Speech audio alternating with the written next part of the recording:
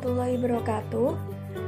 Halo teman-teman semuanya, perkenalkan nama saya Aisyah Dewi Robihah, NIM 193111166 dari kelas PAI 5E. Di sini saya ingin sedikit sharing pada teman-teman semuanya mengenai sejarah Islam masa Khulafaur Rasyidin. Yang pertama, terlebih dahulu kita akan membahas mengenai pengertian dari Khulafaur Rasyidin itu sendiri. Secara bahasa, Khulafaur Rasyidin berasal dari kata khulafa yang berarti pengganti atau pemimpin, dan ar-rasyid yang berarti orang yang diberi petunjuk. Sedangkan secara istilah, Khulafaur Rasyidin berarti gelar yang diberikan kepada pemimpin umat Islam setelah wafatnya Nabi Muhammad SAW. Kemudian selanjutnya kita akan membahas mengenai karakteristik kepemimpinan, prestasi yang dicapai, dan tantangan yang dihadapi oleh Khulafaur Rasyidin, yaitu Abu Bakar As-Siddiq, Umar bin Khattab, Utsman bin Affan, dan Ali bin Abi Thalib. Untuk khalifah yang pertama yaitu Abu Bakar As-Siddiq.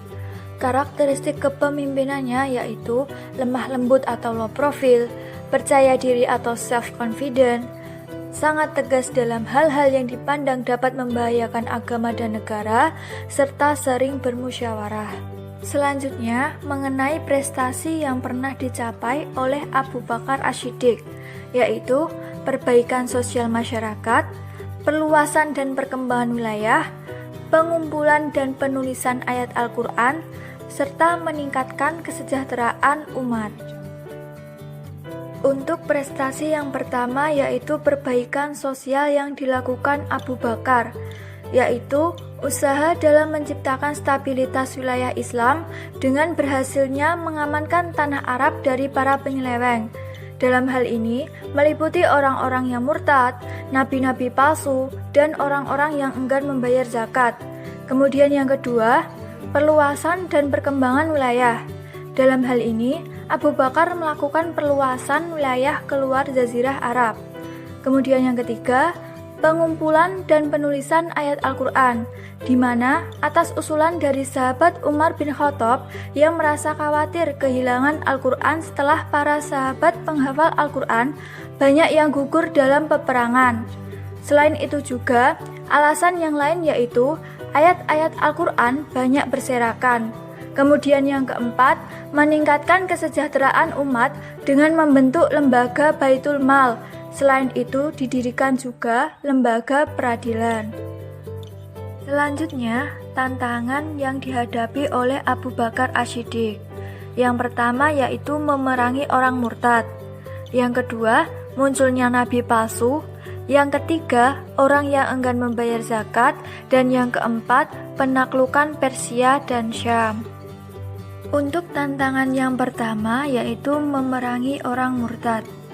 Bersamaan dengan pengangkatan Abu Bakar, suku-suku Arab tidak mau lagi tunduk di bawah kepemimpinan pusat di Madinah. Sesudah Nabi wafat, mereka berpendapat bahwa kekuasaan Quraisy memimpin Arab telah usai. Yang kedua, munculnya nabi palsu. Banyak di antara orang Arab yang mendakwahkan dirinya menjadi nabi. Salah satunya yang paling berbahaya adalah Musailamah Al-Kadzab yang mendakwahkan kenabiannya bersama Nabi Muhammad ketika masih hidup. Yang ketiga, orang yang enggan membayar zakat. Beberapa suku Arab tidak mau takluk lagi di bawah kepemimpinan Abu Bakar. Mereka enggan mengeluarkan zakat yang mereka pandang hanya sebagai upeti yang harus diberikan kepada Nabi saja.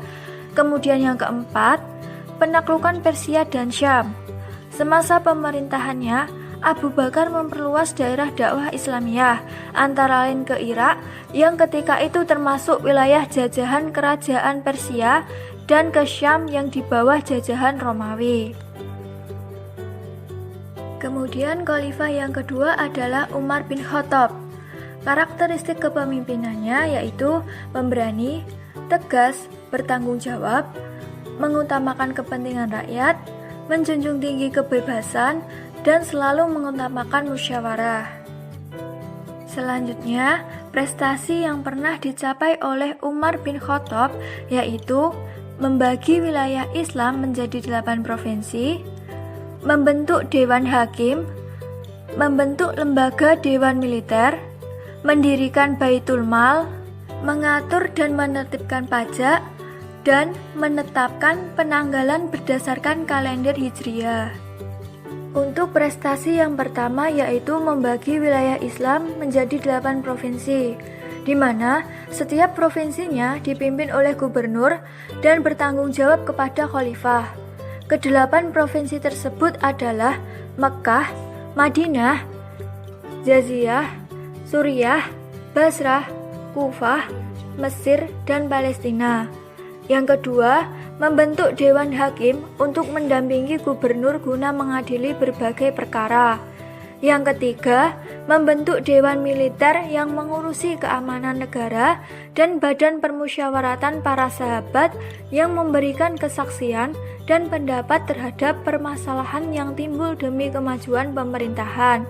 Yang keempat, mendirikan Baitul Mal yang difungsikan sebagai tempat untuk menghimpun kelebihan dari hasil rampasan perang serta pemasukan dari pembayaran jizyah dan kharaj.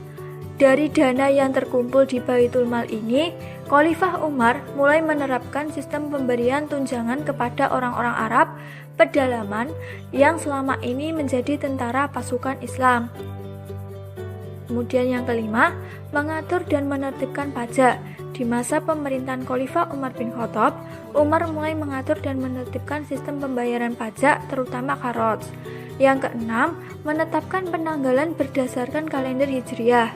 Umar bin Khattab menetapkan kalender Islam yaitu menetapkan tanggal 1 Muharram sebagai tahun baru Hijriah, dihitung berdasarkan peredaran bulan dan dimulai pada saat Rasulullah hijrah ke Madinah.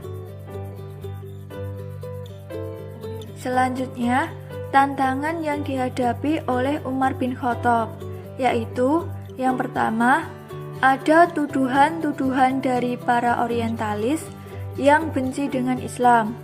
Yang kedua, terjadinya bencana kelaparan yang meluas di negeri-negeri Arab. Dan yang ketiga, timbulnya wabah Amawas yang meluas dari Syam sampai Irak. Tantangan yang pertama yaitu adanya tuduhan-tuduhan dari para orientalis yang benci dengan Islam, lebih khususnya kepada Umar. Yang kedua, terjadinya bencana kelaparan yang meluas di negeri-negeri Arab dari ujung selatan sampai ke ujung utara yang berlangsung selama 9 bulan dan mengakibatkan hancurnya usaha petani, peternakan, dan manusia mengalami beban hidup yang sangat berat. Dan yang ketiga, timbulnya wabah Amawas yang meluas dari Syam sampai Irak sehingga menewaskan ribuan tokoh muslimin. Selanjutnya, khalifah yang ketiga yaitu Utsman bin Affan. Karakteristik kepemimpinannya yaitu soleh, sederhana, penyantun dan sabar, demokratis, serta sangat kasih terhadap sesama. Selanjutnya, prestasi yang pernah dicapai oleh Utsman bin Affan yaitu kodifikasi mushaf Al-Quran, memperluas wilayah kekuasaan Islam, distribusi jabatan gubernur, dan melakukan berbagai pembangunan infrastruktur. Untuk prestasi yang pertama yaitu kodifikasi mushaf Al-Quran atau pembukuan Al-Quran yang dikenal sebagai mushaf Utsmani. Kodifikasi mushaf Al-Quran ini masih digunakan seluruh umat muslim hingga saat ini. Yang kedua, memperluas kekuasaan wilayah Islam. Utsman bin Affan berhasil melakukan perluasan kekuasaan wilayah Islam hingga mencapai benua Afrika dan wilayah Asia Timur yang belum tersentuh pada masa khalifah sebelumnya, pada 6 tahun pertama kepemimpinannya. Yang ketiga, distribusi jabatan gubernur. Ketika telah dibaiat dan resmi menjadi khalifah, Utsman memberhentikan pejabat gubernur lama dan menggantikannya dengan pejabat yang baru. Yang keempat, melakukan berbagai pembangunan infrastruktur. Dalam hal ini bertujuan untuk menunjang kesejahteraan rakyatnya. Selanjutnya, tantangan yang dihadapi oleh Utsman bin Affan yaitu 1. Adanya fitnah yang muncul di setengah terakhir masa pemerintahannya, dan yang kedua, adanya pengepungan di rumah Utsman dan penuntutan agar Utsman mengundurkan diri dari kekhalifahan. Untuk tantangan yang pertama, yaitu adanya fitnah yang muncul di setengah terakhir masa pemerintahannya, yaitu yang dilakukan Kufah, yang merupakan sumber pemberontakan utama dalam kekhalifahan Utsman. Dan yang kedua, adanya pengepungan di rumah Utsman dan penuntutan agar Utsman mengundurkan diri dari kekhalifahan, serta adanya ancaman pembunuhan dilakukan oleh orang-orang yang sangat rendah agama, akhlak maupun keilmuannya. Mereka bukanlah para ulama. Selanjutnya, khalifah yang keempat adalah Ali bin Abi Thalib. Karakteristik kepemimpinannya yaitu tegas, alim, pemberani dan cerdas, dan selalu mengutamakan kebenaran. Kemudian, prestasi yang pernah dicapai oleh Ali bin Abi Thalib yaitu mengganti pejabat yang kurang cakap, membenahi keuangan negara atau baitul mal, memajukan ilmu bahasa, dan memajukan bidang pembangunan.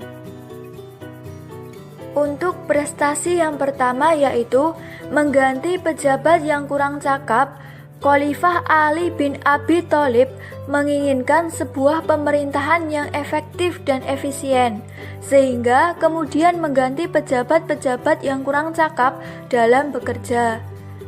Yang kedua, membenahi keuangan negara atau baitul mal. Pada masa pemerintahan Utsman bin Affan, banyak kerabat yang diberikan fasilitas negara, kemudian Khalifah Ali bin Abi Thalib memiliki tanggung jawab untuk membereskan permasalahan tersebut. Yang ketiga, memajukan ilmu bahasa. Dalam hal ini, Ali bin Abi Thalib memerintahkan Abu Aswad ad-Duali untuk mengembangkan pokok-pokok ilmu nahwu. Dan yang keempat, memajukan bidang pembangunan. Ali bin Abi Thalib membangun kota Kufah secara khusus. Kemudian, tantangan yang dihadapi oleh Ali bin Abi Thalib yaitu 1. Adanya perang berunta atau Waqiatul Jamal, dan yang kedua, terjadinya perang Siffin atau perang saudara antara Ali bin Abi Thalib dan Muawiyah bin Abi Sufyan.